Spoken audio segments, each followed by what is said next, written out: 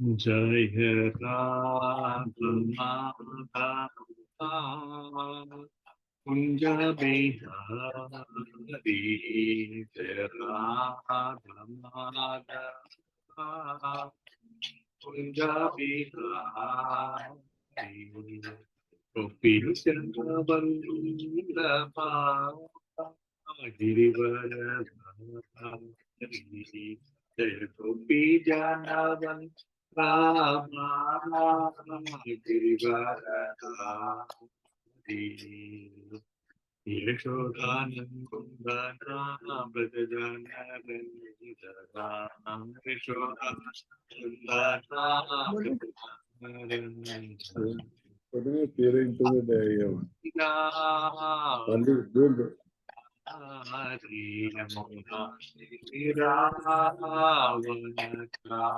वो सारे चांट कर रहे हो तो बाद में Punjabi Hari. Prabhuji, the voice is not proper and it is breaking also. Kindly see into it. Gopi Jana Vallabha Girivaradhari.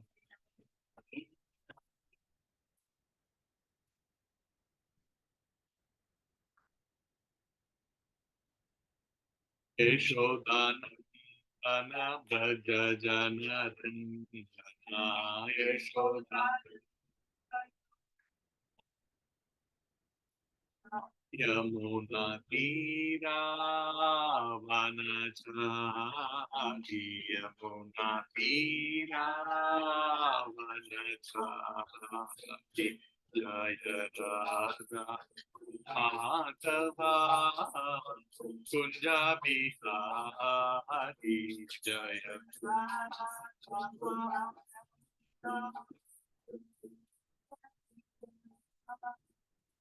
Hare Krishna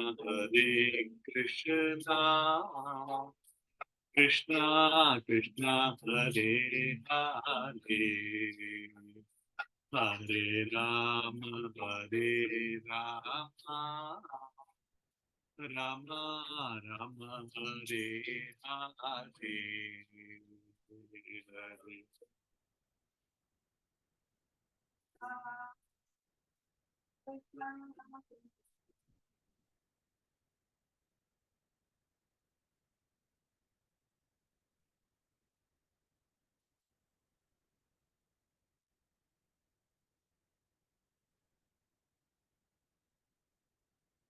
Hare Krishna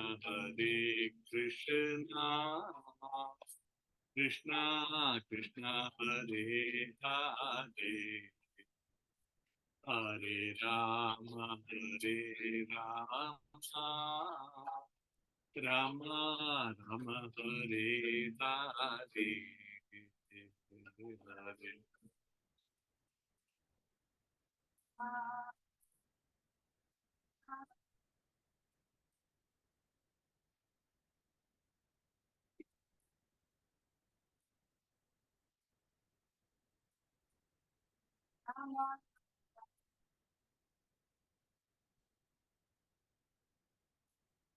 Hare Hare Krishna Krishna Krishna Hare Hare Hare Rama Ram Hare Hare Hare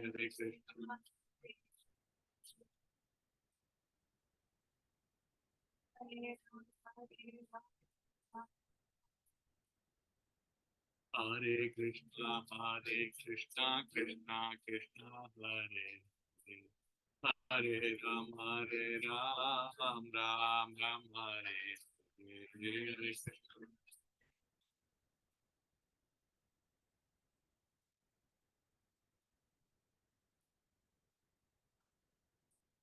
Hare Krishna Hare Krishna Krishna Krishna Hare Hare Hare Rama Rama Hare Hare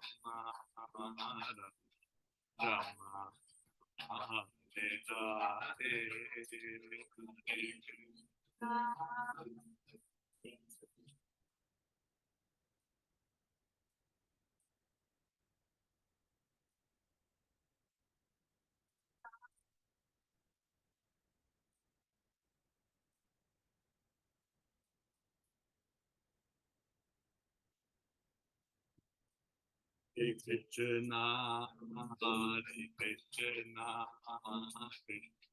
Krishna, Hare Hare, Hare Rama, Hare Rama, Rama, Hare.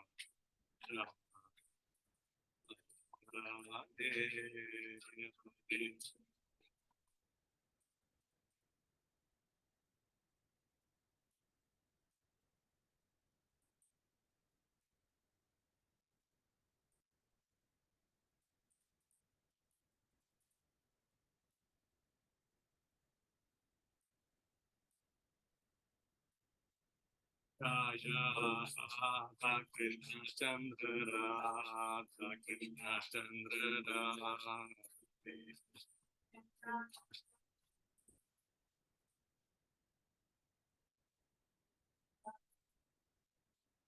Jaya Radha Madhava Das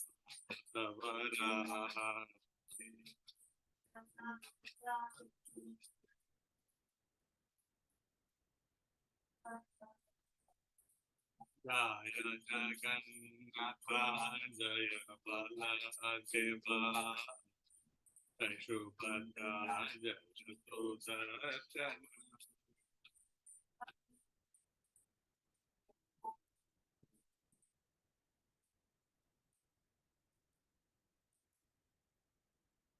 Jaya Gauranita Gauranita Gauranita Jaya Gauranita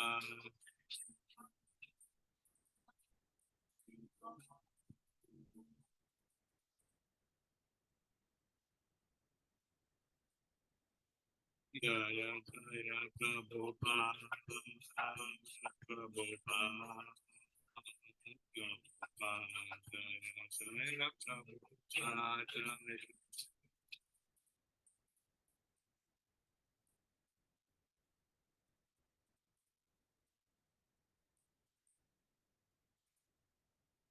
जय ओम विष्णुपाद परमहंस परिव्रजकाचार्य अष्टोत्तर सदस्य श्रीमद अभय चरणारविंद भक्ति वेदांत स्वामिष्ठ प्रभुपाद की जय। जय ओम विष्णुपाद परमहंस परिव्रजकाचार्य अष्टोत्तर सदस्य श्रीमद भक्ति सिद्धांत सरस्वती गोस्वामी महाराज प्रभुपाद की जय। अनंत कोटि वैष्णव वृंद की जय। नामाचार्य श्री हरदास ठाकुर की जय। प्रेम से कहो श्री कृष्ण चैतन्य प्रभु नित्यानंदा श्री अद्वैत गदाधर श्रीवासदि गौर भक्त वृंद की जय। श्री श्री राधा कृष्ण गोप गोपीनाथ श्याम कुंड राधा कुंड गिरिगोवर्धन की जय। ब्रजभूमि श्री वृंदावन धाम की जय। मायापुर श्री नवद्वीप धाम की जय। मथुरा धाम की जय। द्वारका धाम की जय। जगन्नाथ धाम की जय। गंगा माई की जय। यमुना माई की जय। भक्ति देवी की जय। तुलसी महारानी की जय।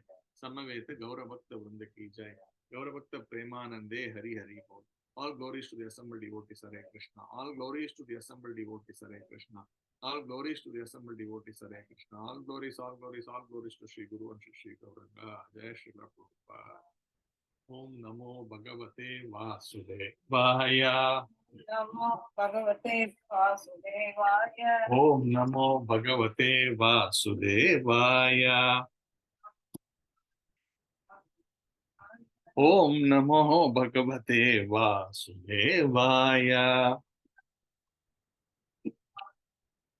Narayanam Namaskritya Naram Chaiva Narottamam Devim Saraswatim Vyasam Tato Jayamudiraye Nashtaprayeshu Abhadreshu Nityam Bhagavata Sevaya Bhagavati Uttama Shloke Bhaktir Bhavati Naishtaki.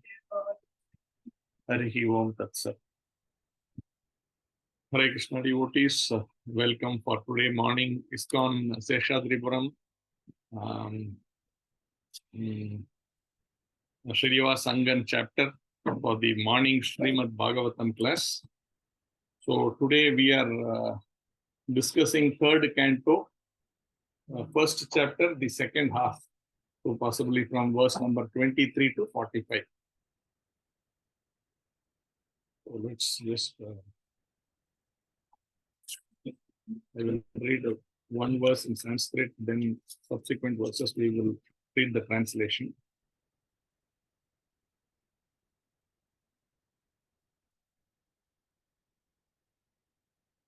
We'll start from 23. This has 45 verses, so the second half is what I'm supposed to do. That means some 23 to 45 we will do. So is the volume better now? Okay, thank you.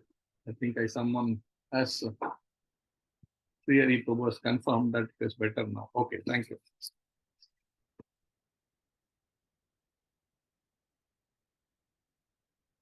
Anyani cheha dvijadeva devaihi kritani nanayatanani vishnoho pratyanga muktyangita mandirani yeddarshanat krishnam anusmaranti. Translation. There were also many other temples of various forms of the Supreme Personality of Godhead Vishnu, established by great sages and demigods. These temples were marked with the chief emblems of the Lord, and they remained one always of the original personality of Godhead, Lord Krishna. Om Ajnanatimirandasya Jnananjana Shalakaya Chakshurvunnitam Yena Tasmai Shri Gurave Namaha. Shri Chaitanya Manobishtam Stapitam Yena Bhutale Swayam Rupa Kata Mahyam Dadati Swa Padantikam Vandeham Shri Guru Shri Yuta Padakamalam Shri Gurun Vaishnavamscha Shri Rupam Sagrajatam Sahagana Raghunathan Vitam Tamsa Jivam Sadvaitam Savadutam Parijana Sahitam Krishna Chaitanya Devam Shri Radha Krishna Padan Sahagana Lalita Shri Vishakan Vitamscha.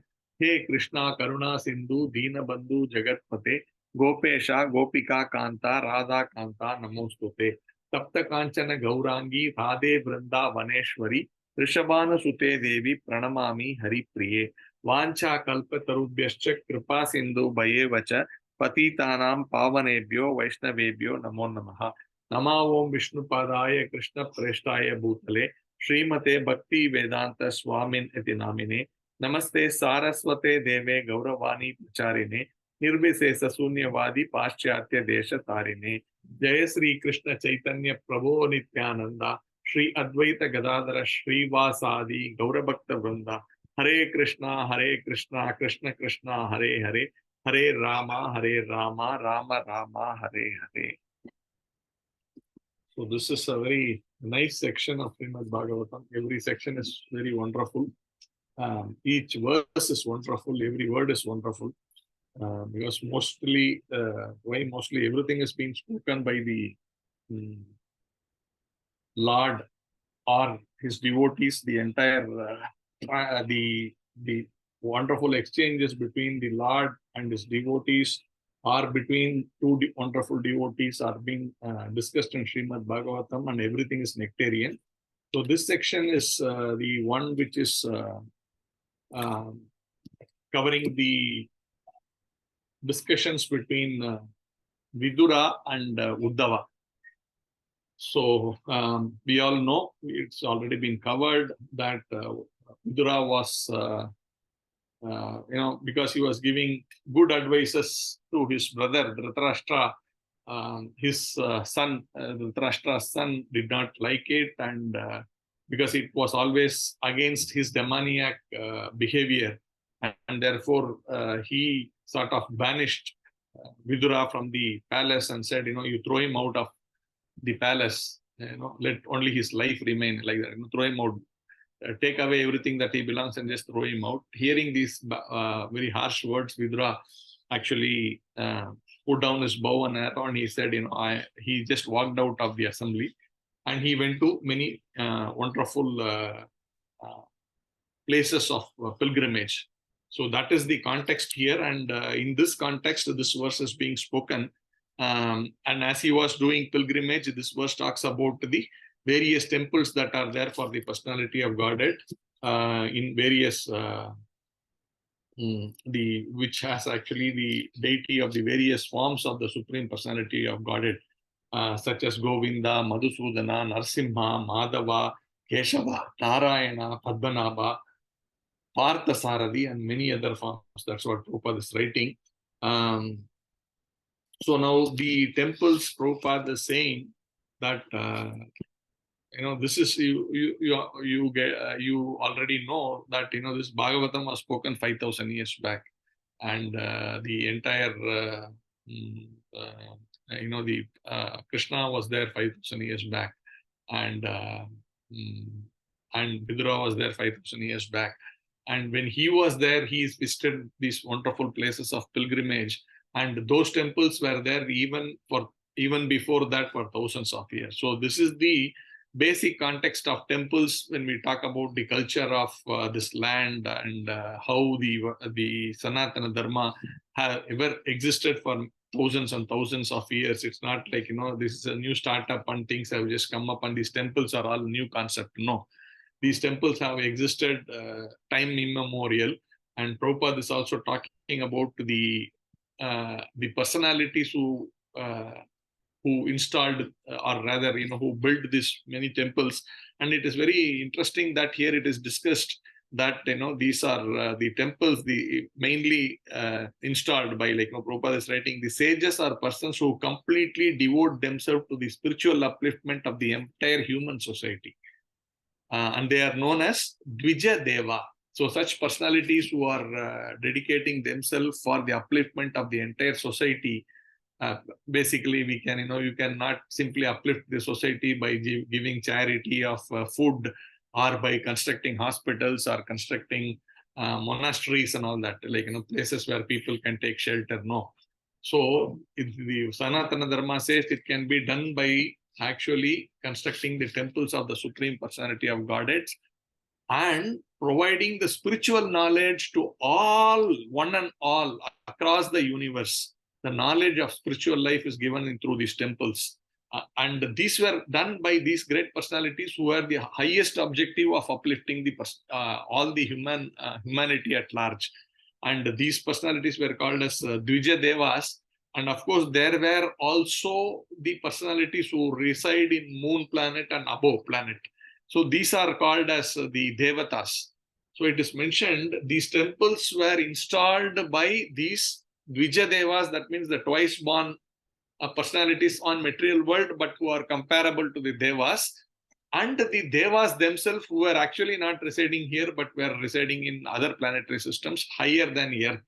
So when we see, like, even in today's context, when we see so many wonderful architectural marvels of, that we see in this land, people are not able to understand how such great structures could have been built in those times, right? I mean, you will see many of these WhatsApp videos which come talking about many temples. And recently I had visited one of Lord Shiva's temple in Tanjavur, and many people say this was built by a local king. But if you really see the kind of architecture that is there, nobody can actually build it from this place. And if you take the local science as the technology development of our people, then what would be your technology to raise it to such like tons, 800 tons of a stone up some 500, half a kilometer up into the sky. These things were not practically possible. And when I was there, the devotee who was explaining, taking us to the various pilgrimage, so many wonderful temples we visited. One of them was Lord Shiva's temple here, and he was explaining that many people give credit to this king, but actually, as per history, this temple was built by the demigods. So we have many such examples. You go to the Himalayas, you find many wonderful temples are there, and how in such altitudes people could build such temples, it's nobody's guess. But then our scriptures clearly say that that these were many of them were built by the Dvija Devatas and the Devatas from the higher planetary system.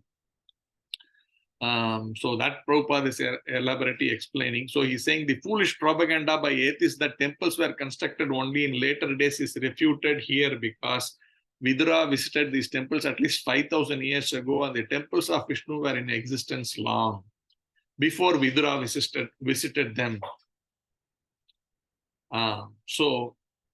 And he's also saying the great sages and demigods never established statues of men or demigods, but they established temples of Vishnu for the benefit of common man. to raise them to the platform of God consciousness. So this is the summary of this particular verse. And if you see those days, hardly there would be any demigod temples. But today, if you see, there are left, right, and center, there are many demigods temples, and more even if you have to accept that from a different perspective, today people are building temples for film stars. So see, with the Kali Yuga, all these things are happening, and Prabhupada is trying to say what is the actual reality of what these temples are and what is supposed to be the purpose and what should be the goal of such temples. So let's go to the next verse. Therefore, he passed through very wealthy provinces like Surat, Savira, and Matsya, and through Western India, known as Kurujangala. At last, he reached the bank of the Yamuna, where he happened to meet Uddhava, the great devotee of Lord Krishna. So Prabhupada is, so this verse talks about the actual meeting of Vidura with Uddhava, how he met him. So during his pilgrimage, he was going to different places. At that point in time, he crossed over many places like Surat, Savira, and Matsya, and through the Western India, known as Kurujangala. And he finally reached the bank of Yamuna. So here it is, Prabhupada is talking about this tract of land comprising about 100 square miles from modern Delhi to Mathura district in Uttar Pradesh, including a portion of the Gurgaon district in Punjab, East India, is considered to be the topmost places of pilgrimage in all of India. Because, why it is so is because this is the land which Krishna walked so many times across, right from his childhood till he was there doing all his pastimes. Krishna had walked so much on this tract of land, and this is supposed to be the most sacred spiritual place in the whole of India. And Prabhupada is writing, even today, you will find that there are very amazing, very pure devotees of the Lord searching out Krishna in these places itself. So this concept of searching out Krishna, right? So, and he says, they actually get to meet Krishna here. And Prabhupada clarifies, it is not like meeting Krishna in face-to-face there in that place. And this is something which is very high for us to understand. And Prabhupada is writing that the pleasure of searching for Krishna in these places is much higher than seeing Krishna in person in front of you through our eyes. This we can never understand, right? Every time we talk about God, people say, "Oh, you show me God, then only I believe." But here, actually, it is the opposite of that. Actually, they are not very keen to see Krishna face to face, but they are keen to search him out, see him in a different way. And then Prabhupada there is quoting this beautiful verse from the Brahma Samhita, where he's saying, Prema janachurita bhakti vilochanena santas sadaiva hrudayeshu vilokayanti yam shama sundaram achintya gunaswarupam govindhamadi purusham tamham bhajami. So those who are in ecstasy of love with the Supreme Personality of Godhead, Lord Shyama Sundara Krishna, see him always in their hearts due to love and devotional service rendered to the Lord. So that is the point that, Premanjana Churita Bhakti Vilochanena. That means the eyes which are anointed with love for Godhead, with that eye only you can see Krishna, not with this material eye that we have, which we are sometimes wearing glasses to see. With that eyes we cannot see. We can only see through the eye which is anointed with the love of Godhead. And the pure devotees of the Lord are always having this. And then in those places where the Lord performed his pastimes, they actually go and keep searching. Oh, Krishna was doing this wonderful pastime here. And when they see that, they are experiencing it in their heart. And many of you would have actually gone on these parikramas. You would have gone to Vrindavan, Mayapur, and you will see many Maharajas wonderfully explaining the pastimes of the Lord. And they actually literally are taking us to that place as though we are also present there. And they have this power because they are able to see the Lord in their heart and then explain it so nicely that we also sometimes feel that, we are also part of that pastime sitting there or something like that. So this is how we have to understand the Supreme Personality of Godhead, not try to see Him with our eyes. And even when we go to these temples, people, think, I will go and see the Lord. But actually, our observation power is so low. If you come out of the temple, you won't even remember, what the Lord was wearing in His hand, what color dress He was wearing. But our abilities are very, very limited. But actually, the thing is how we act that the Lord is able to see us. Right now, this is something which we should always remember when we try to go to the temple. That the Lord is seeing you. You can't see Him in absolute fullness, but He can always see you. So we act in a nice manner that the Lord is pleased when and seeing us, and we of course develop that love for the Lord, that we are able to see Him through the eyes which is anointed with love for service to Him. So this is something which we can learn from this verse. Let's go forward. Then, due to his great love and feeling, Vidura embraced him, Uddhava, who was a constant companion of Lord Krishna and formerly a great student of Brahaspati's. Vidura then asked him for news of the family of Lord Krishna and personality of Godhead. So here, Prabhupada is introducing Uddhava to us. Who is Uddhava? So Uddhava was a person who was so close to Lord Krishna that right from his childhood he has been so close to him. And in other different aspects of it, Uddhava is like a son to Vidura. So that reasons have been given that Vidura's brother Pandu was Lord Krishna's uncle, and Uddhava was a cousin of Lord Krishna. So he was a cousin of Lord Krishna, and therefore, Vidura actually becomes like an uncle to him. According to social custom, therefore, Vidura was to be respected by Uddhava on the level of his father. Therefore, Uddhava went and paid obeisances to Vidura. And Uddhava also was a great scholar in logic, and his spiritual master was Brahaspati, and Prabhupada writes his spiritual master or son. Like, when you are initiated, you are actually also the son of the spiritual master. So in that sense, his son also. And it is mentioned, we all know who's Brahaspati. Brahaspati is also the spiritual master of all the Devatas. And then Prabhupada is also talking about, why is Vidura asking about, what happened to the Lord and all his relatives. Actually, he knows that, Krishna has wound up his pastime and he has already left the material world. From here, he has gone to the Goloka Vrindavan. But he's still asking this question. And then Prabhupada is explaining why is he asking this question? Does he not know? So it is said that, he says, he's quoting Jiva Goswami, and he's saying, but Jiva Goswami states that the news was shocking to Vidura, that the Lord has actually wound up his pastime and has gone to the spiritual world, who therefore inquired again due to great curiosity.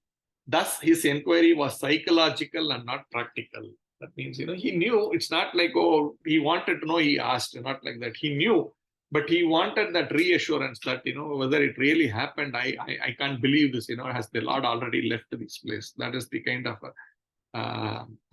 mood that Vidura was in. So next, go to the next verse. Whether the original personality of Godhead, who incarnated themselves at the request of Brahma, who is born out of the lotus flower from the Lord, and who have increased the prosperity of the world by elevating everyone, are doing well in the house of Surasena. So he's asking that question.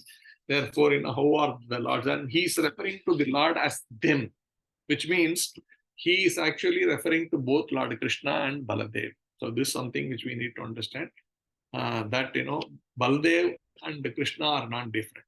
They are basically one, but for the sake of pastimes, the Lord actually expands into various forms.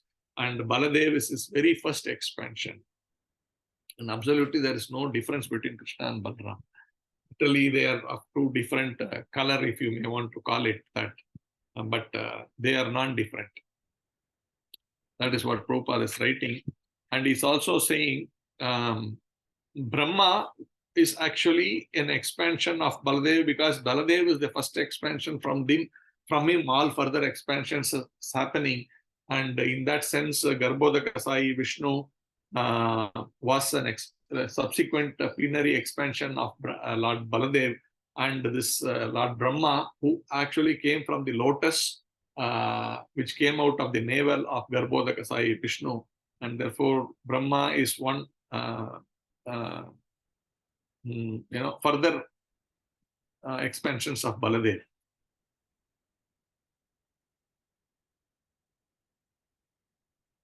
The immediate expansion of Lord Krishna is Baladeva, and Brahma, born from the lotus flower from Garbhodaka Sai Vishnu, is an expansion of Baladeva. So these are plenary expansions of the Supreme Personality of Godhead. And therefore, you should understand, therefore, Krishna and Baladev, they are not subjected to the material influences. That is very important to understand, because Brahma came and then subsequent incarnation, subsequent material creation happened. But Lord Baladev is the source of Brahma himself and then the subsequent creation. So therefore, one should not take this idea that, Lord Krishna or Lord Baladev, or for that matter, any of the Supreme Personalities incarnations, even when they come to this material world, are subjected to the material rules and regulations. That sometimes many people get this idea that, the Lord, when he comes himself also to this material world, also has to suffer his karma. There is no karma for him. Whatever his actions, they are not material, they are completely spiritual. And there is nothing called karma for the Lord when he comes out here. But many people have these wrong notions. That Prabhupada is clearing here for us. The next verse. Please tell me whether the best friends of the Kurus, our brother-in-law Vasudeva, is doing well. He is very munificent. He is like a father to his sister, and he is always pleasing to his wives. So here, naturally, the question goes from the Lord then to his parents. There he is talking about Vasudeva, and Vasudeva is the original. Nanda Baba is the foster father, but Vasudeva is the original father in that sense. Devaki and Vasudeva. And here the reference is to the greatness of Vasudeva, that, while he had 16 wives, and he was really very nice to each of his wife, and at the same time to his sister also. So, here the relationship between Vidura and Vasudeva is explained, that for Vidura, Vasudeva is brother-in-law in two contexts. One is that Vasudeva's sister, Rohini, Vasudeva 16 wives, and one of them named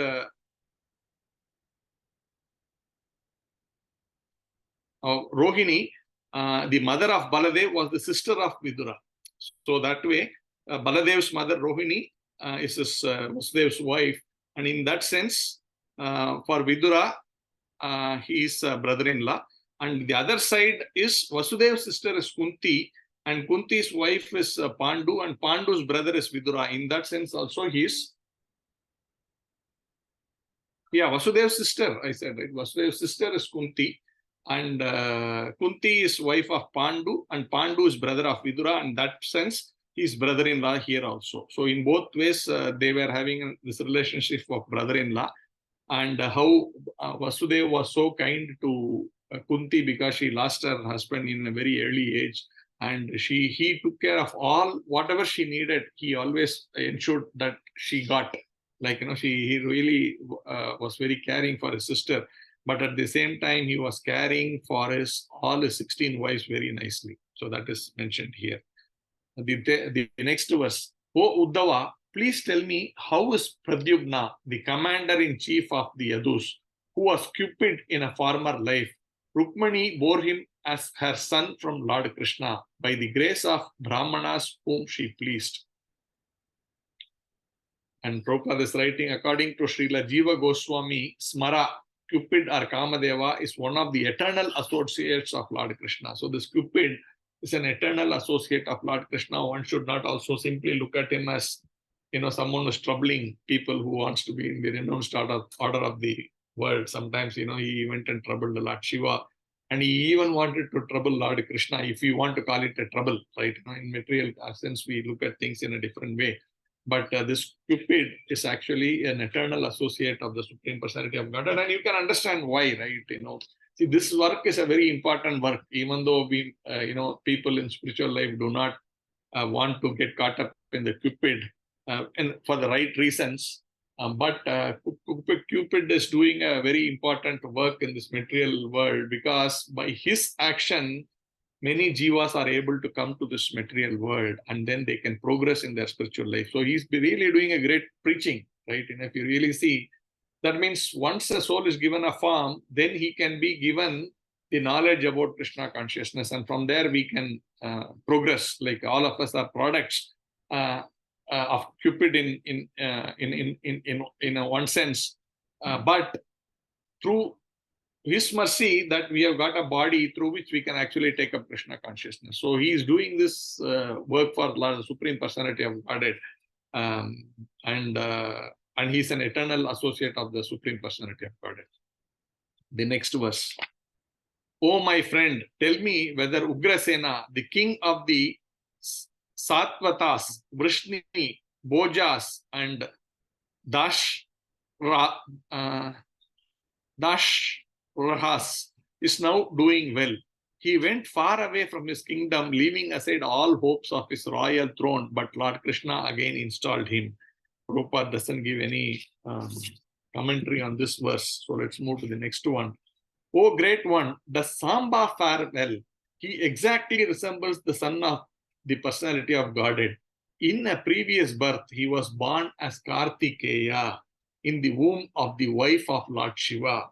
And now he has been born in the womb of Jambavati, the most enriched wife of Krishna. So we can see here Kartikeya, the son of Lord Shiva, is come here to take part in this pastime of Lord Krishna as Samba. Now, Prabhupada here is explaining Lord Shiva is actually one of the qualitative incarnation of the personality of God.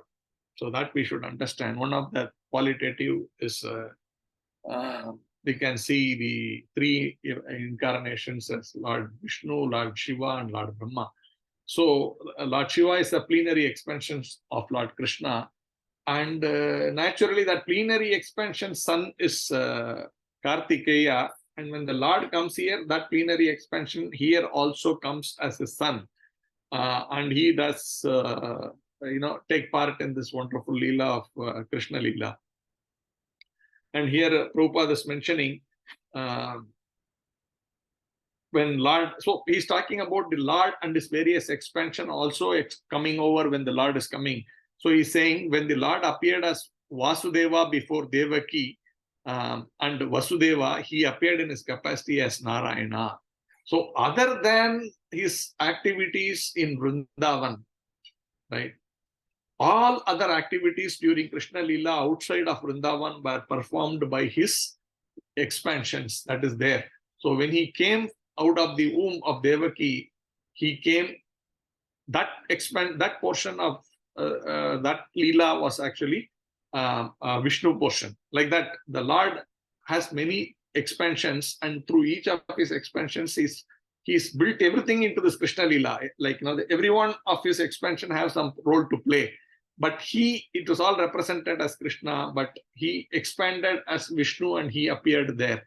But all the Leelas that he performed in Vrindavan exclusively for the Gopas and Gopis are that original personality of Krishna, the Supreme Personality of Godhead.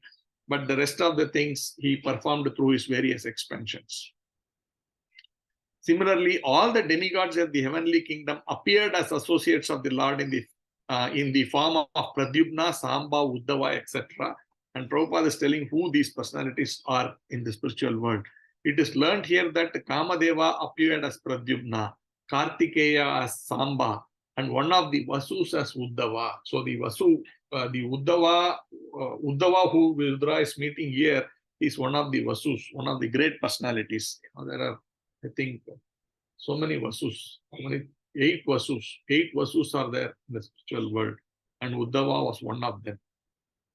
All of them served in their different capacities in order to enrich the pastimes of Krishna. So that is important. Next verse, 31. O Uddhava, does Yudhana fare well? He learnt the intricacies of the military art from Arjuna and attained the transcendental destination, which is very difficult to reach even for great renouncers. So this verse is also very beautiful. He talks about this gentleman, Yudhana, about him, and one of his achievement was he learned the intricacies of military art from Arjuna. And then the other portion is interesting, and attained the transcendental destination, which is very difficult to reach even for great renouncers. So, so Prabhupada is saying the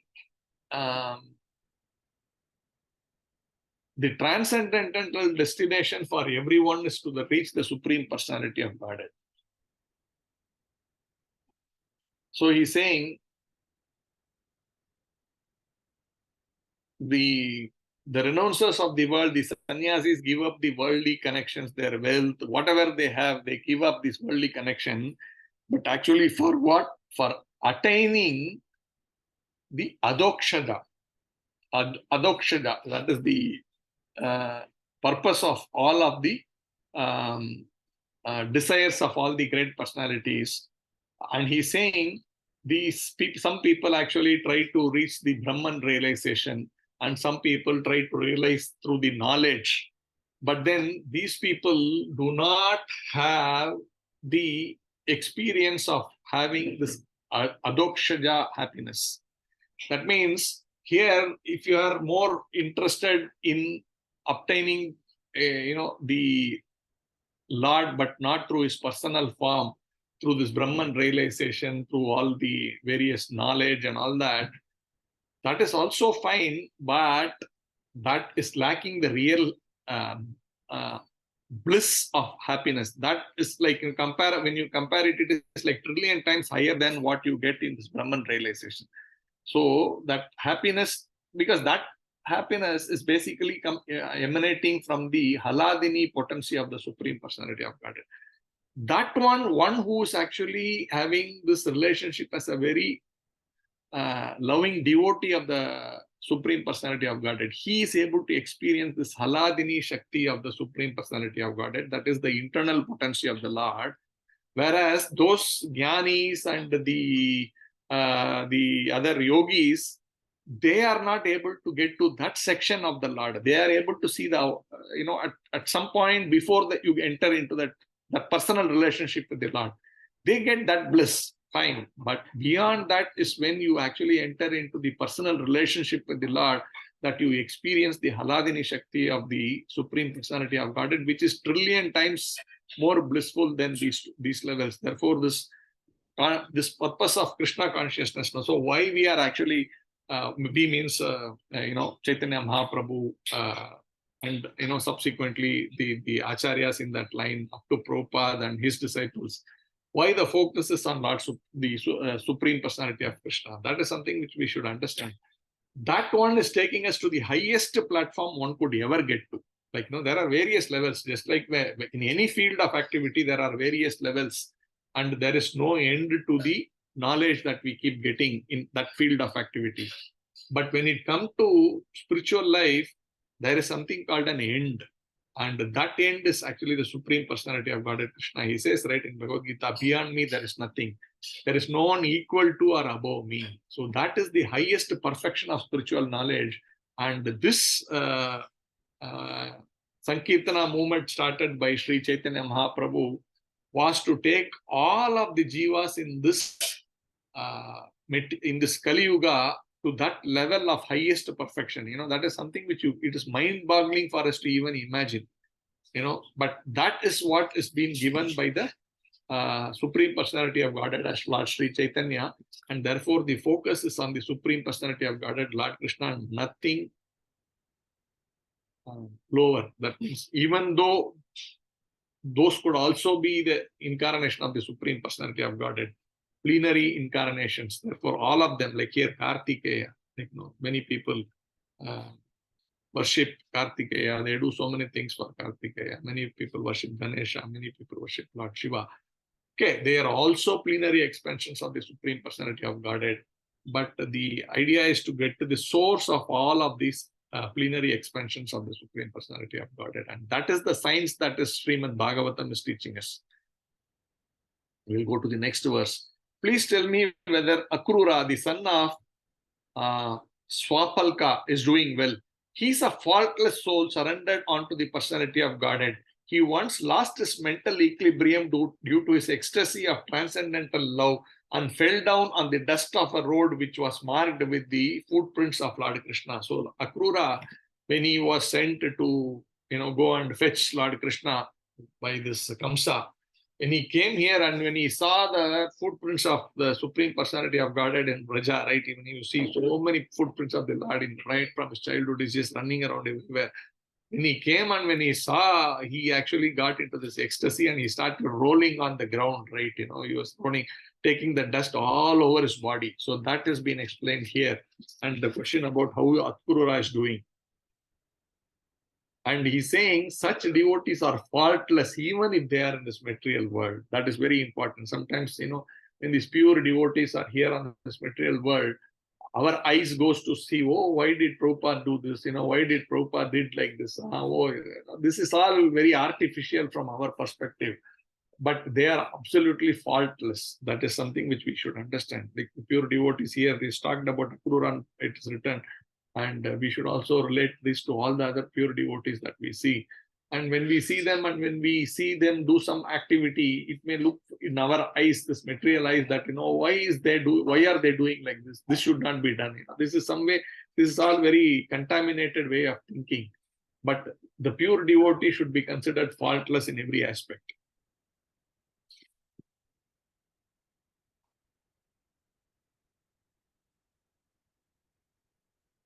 The next one. As the Vedas are the reservoir of sacrificial purposes, so the daughter of King Devaka Bhoja conceived the Supreme Personality of Godhead in her womb, as did the mother of the demigods. Is she, Devaki, doing well? So the next one by one is going. He's talking about the lords, then he's talking about his father, then he's talking about Akrura, then he's talking about his mother. So here the point is mentioned, the Vedas is the source of the knowledge and the object of that is actually the Supreme Personality of Godhead. Like this, the Devaki Devaki is actually comparable to Vedas because she is the one who brought out the object of the Vedas, right? So we can realize this this comparison. Vedas and the object of the Vedas is the Supreme Personality of Godhead, and Devaki and her son, who's coming out of her, that is the object of the Vedas. So that way, she is comparable to the Vedas. Next, may I require whether Aniruddha is doing well? He is the fulfiller of all the desires of the pure devotee and has been considered from yore to be the cause of the Rig Veda, the creator of the mind and the fourth plenary expansion of Vishnu. So that is the position of Aniruddha, who's also come here as the son of Krishna. But Aniruddha is not different from Krishna himself. And Prabhupada is talking about this Adi Chaturbhuja, the original expansions from Baladeva are Vasudeva, Sankarshana, Pradyumna, and Aniruddha. all of them are Vishnu Tattvas or non-different personalities of Godhead. And he's talking about in the incarnation of Sri Rama, all these different expansions appeared for particular pastimes. So when we see Rama, Lakshmana, Bharata, Shatrughna, Ram, Lakshman, Shatrughna, they are basically these four personalities that is being mentioned. And his brothers were Shankarshana, Pradyumna, and Aniruddha. Aniruddha is also the cause of Mahavishnu, from whose breathing the Rigveda appeared. So Aniruddha is the cause of, I mean, there was 4 quadruple expansions, and then there was the subsequent 4 quadruple expansions of the same personalities.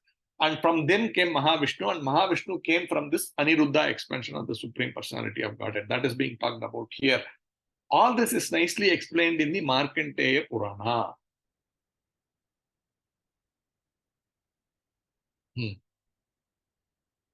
Okay, now let's look at the next one.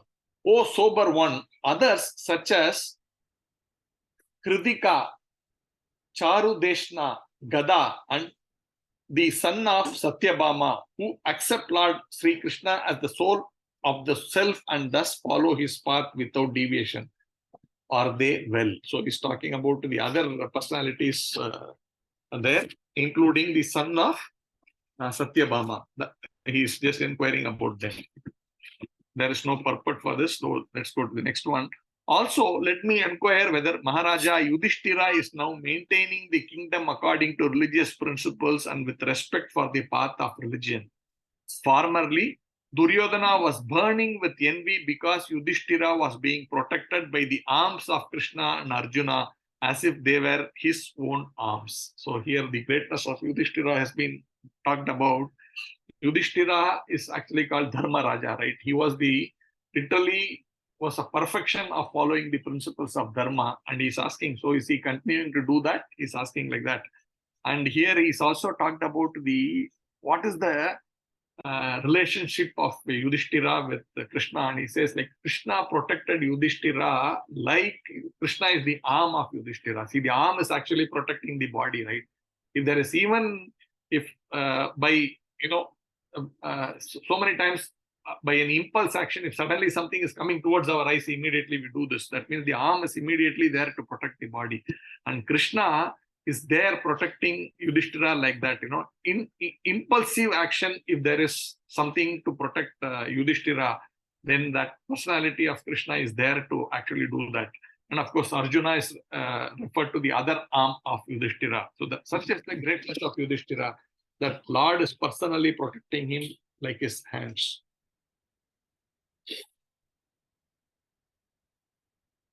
And Duryodhana was envious of Yudhishthira that he wanted to take away his kingdom. That is being talked about here.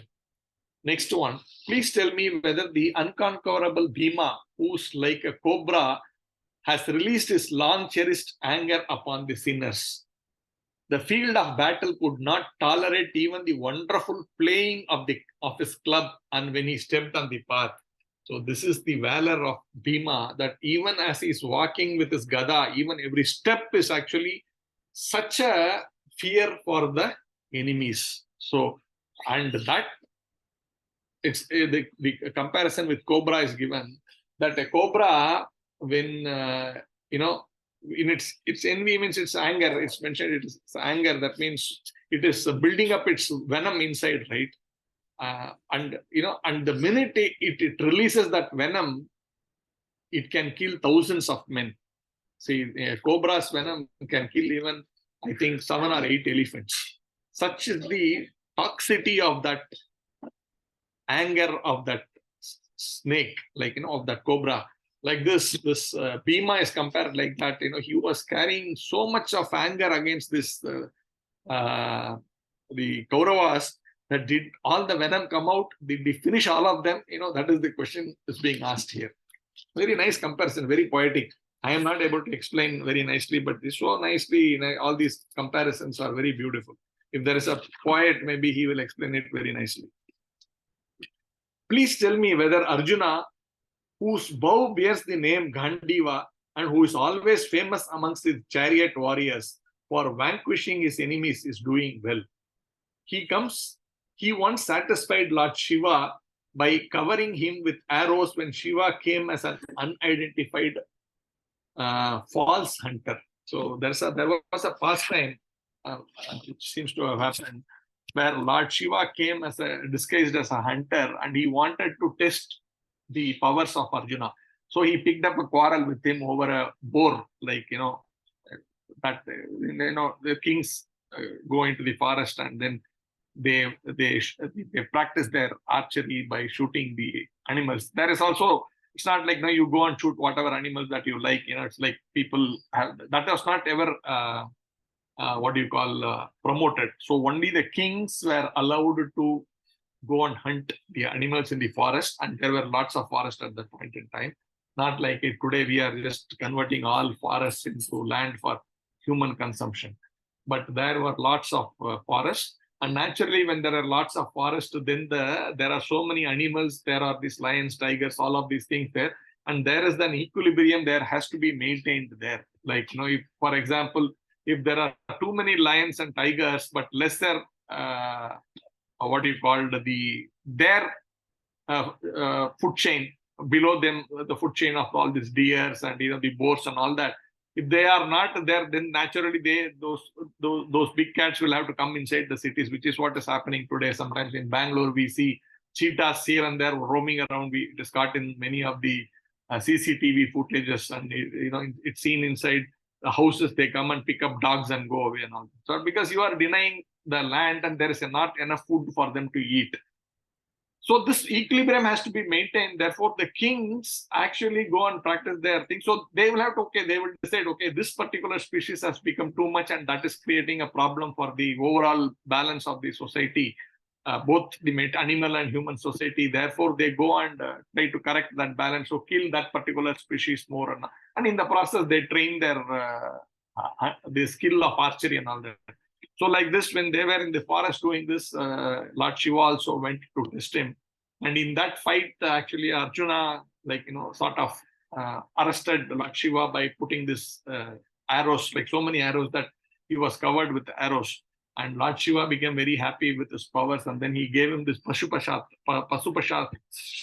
That is the Astra, which Lord Shiva has, a very powerful weapon. And he says, I am pleased with your chivalry, and I'm giving you this Astra. So that was given to him. That is explained. Are the twin brothers who are protected by their brother doing well, just as the eye is always protected by the eyelid?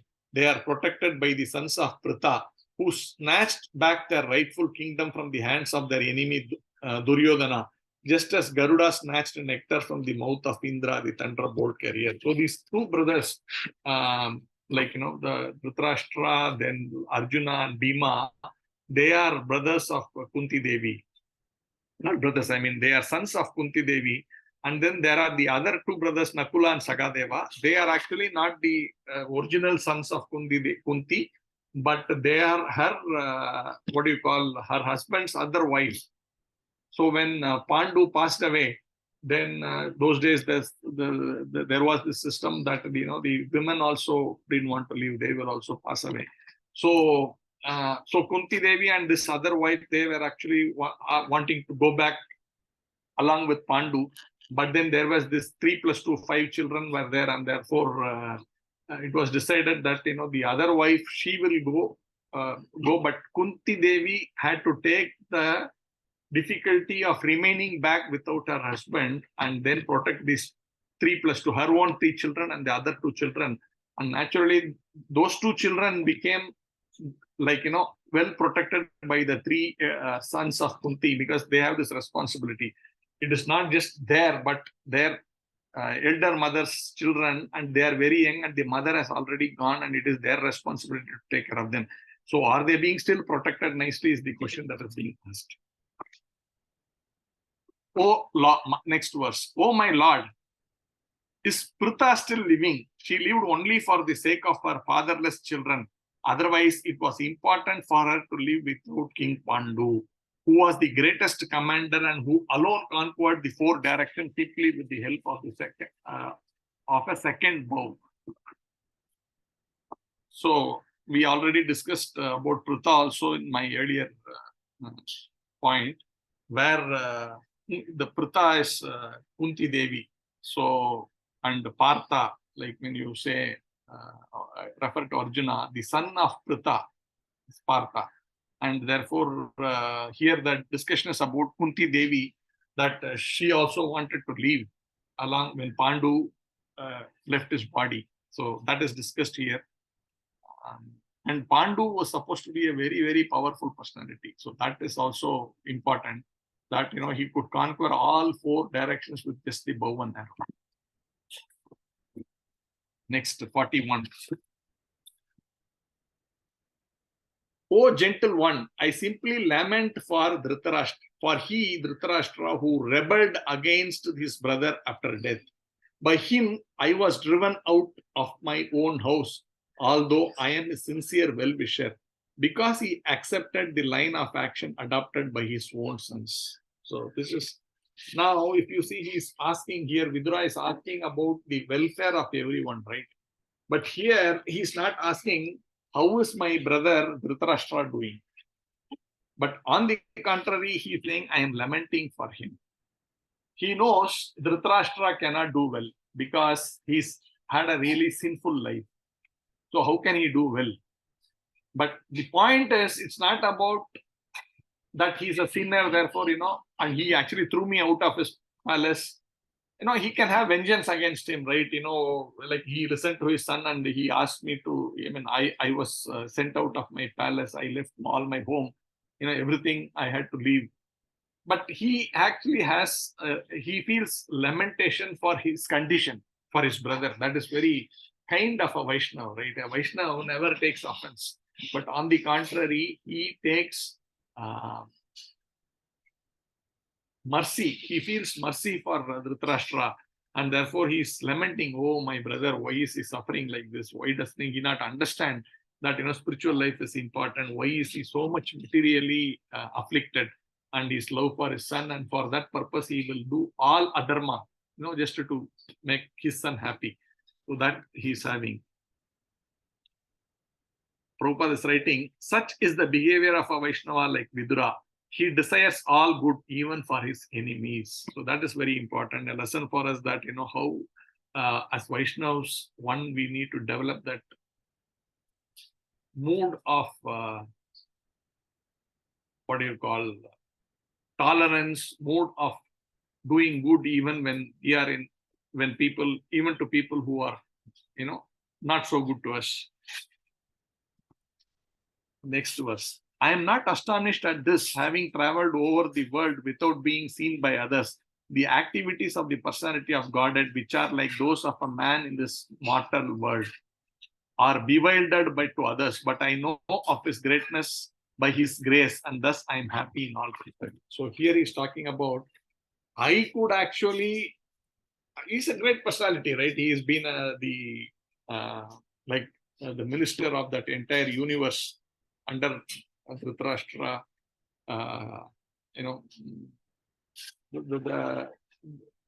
This kingdom was the capital for the entire world.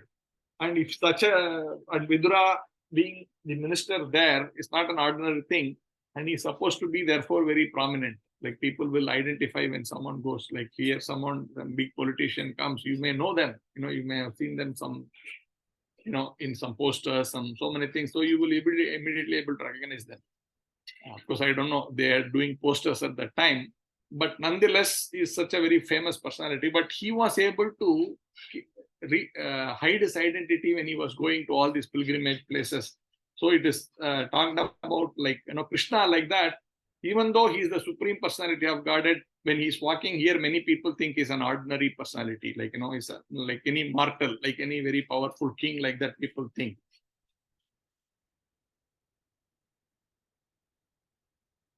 But the point is, Krishna is the supreme personality of Godhead. And here the greatness of Vidura is also spoken, that he is saying, no, I left everything and went. So actually, the greatness is actually, the bliss is actually in complete dependence on Krishna. That's what Prabhupada is writing. This is very important verse. He is writing, it is not in the security of how you feel protected with your own abilities, your own house, your own everything. We generally have this, right? We feel, okay, now I have my house, I have my wealth, I have my family, I am protected, I am like that. But when it comes to the pure devotees, for them, the real protection for them is dependence on the Lord. So for them, they really do not care or bother about, oh, I had to leave my house. Here Vidura's case, that I left this big palace that I had in my thing. I left all the jewelry. I left all this money. Now I had so many bodyguards when I walk here. There is nobody here for me when I'm going on this pilgrimage. But here he is feeling more happier than he was there because he's fully dependent on the Supreme Personality of Godhead for his next meal. So this is the actual condition of all the pure devotees of the Lord, and he's talking about anyone who's really renounced order, right? Any Maharaj for that matter. Their mood will not be that, oh, I will depend on this devotee for my next food. No. He will depend on the Lord. And the Lord will take care of that. This is the thing. So if at all we do some service to the Maharajas who come, or for that matter, take him anywhere, or you give him prasadam, or you host a program, then you are acting as, you are getting an opportunity to act as a representative of the Supreme Lord, because for that Maharaj, he's dependent on the Supreme Lord, and if that activity is happening through you, you should understand, I am the person whose the Lord has chosen to deliver this service to this person who is dependent on him fully. So this is something which is very intricate, very, very deep.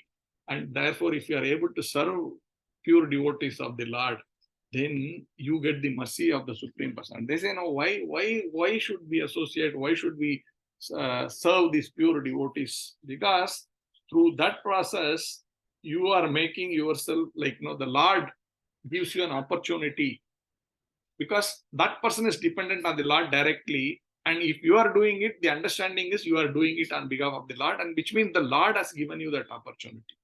And when you do the service, the Lord also feels obliged, okay, because you have a free will, right? You can always say no. And the Lord feels, okay, I gave him that opportunity, and here is that person or this lady, man or woman, they did the service for that Maharaj, and I'm grateful for that person for that. The Lord's mood is like that. So we should always try to serve pure devotees because of their mood of dependence on the Lord. That is very important. And he's saying, this stage of life, that means dependence of the Lord, is explained in Bhagavad Gita as Abhayam Sattva Samshuddhihi. And he says every living entity is factually completely dependent on the mercy of the Lord. That means all of us who think we are protected by our own whatever insurances that we have created, including the house, the family, or the insurance that we take, or everything.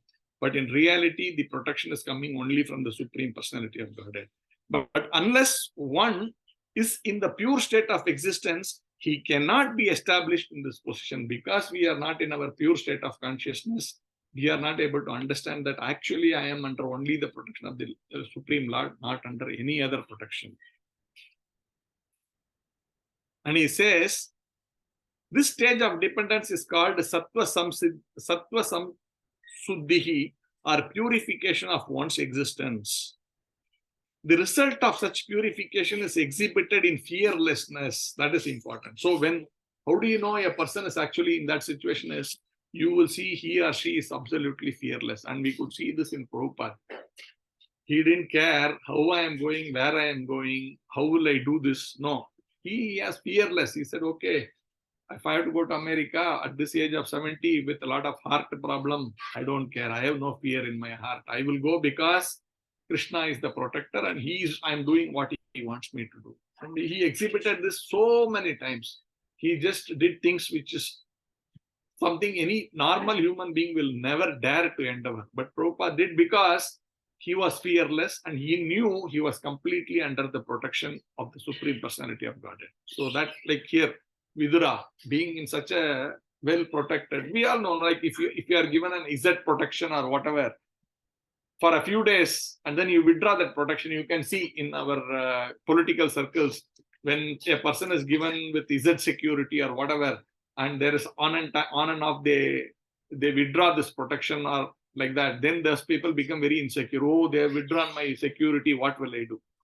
But Vidura was in that kind of a situation, right? Like a great personality, having so much pomp and glory around him. Like wherever he goes, so many hundreds will follow him. We are seeing today, right, in this political drama, all these things. People follow in 50 cars behind them. And the minute they come, then the gunmen immediately come, surround them, and then walk like thing, and then they walk like kings. But Vidura was in such a situation. But when he said, when this situation happened, Dhritarashtra and this Duryodhana said, this, you leave this place. He didn't even think. He just left, and he never felt like fear. Oh, I'm now on the roads. I need this protection. Nothing. He was so blissful. That is the greatness of these pure devotees. The appearance of the Lord. Next verse. The appearance of the Lord is manifested for the annihilation of the upstarts. His activities are transcendental and are enacted for the understanding of all persons. Otherwise, since the Lord is transcendental to all material modes, what purpose could he serve by coming to earth? Iswaraha Paramakrishna Sachidananda Vigraha. So for him, what is the purpose of coming to this earth? And, there's something called reason why he should come to earth. See, one is this fact that there are these kind of personalities who are demoniacs. So the Lord says, I come here to annihilate all these demons and protect my devotees. And the most important reason is he actually comes to have this wonderful pastimes with his pure devotees, which is actually documented in the Srimad Bhagavatam. So that is the purpose of the Lord's incarnation in this material world, is being discussed here.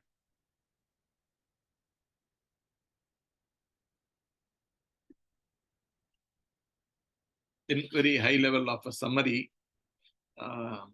The next one also is in similar lines, so we will discuss together.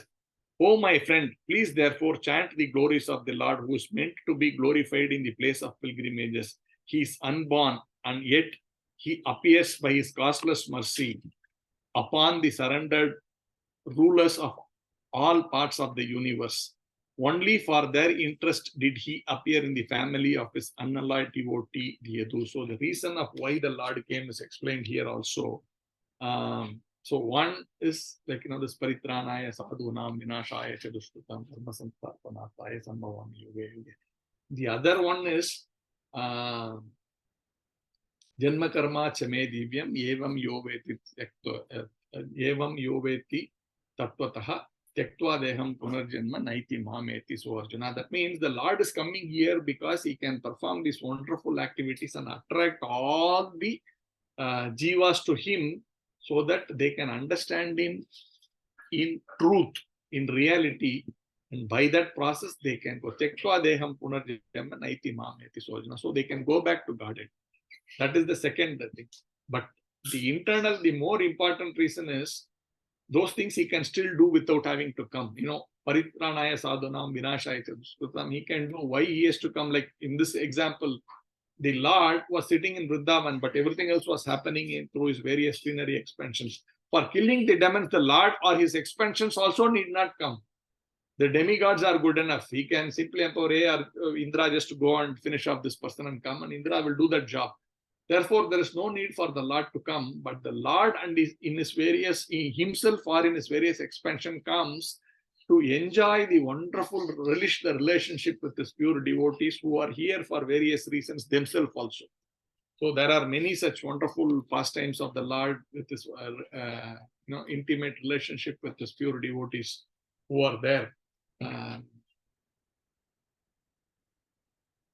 In fact, Srila Prabhupada himself also, right, when he was here doing his service, he had many times the Supreme Personality of Godhead directly appeared, and then there was interaction between Prabhupada and this, his pure devotee, Prabhupada and the Supreme Personality of Godhead. So the Lord appeared there in front of Prabhupada, and there was this situation. How much time we have? It's already 8.